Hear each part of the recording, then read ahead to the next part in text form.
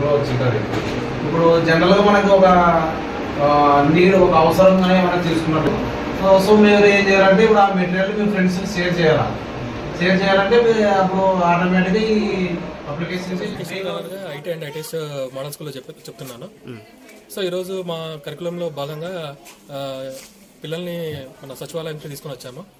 సచివాలయంలో మన Jayachandra sir assistant sir గారు మాకు ఆన్లైన్ వర్క్స్ ఎలా చేస్తారు, డేటా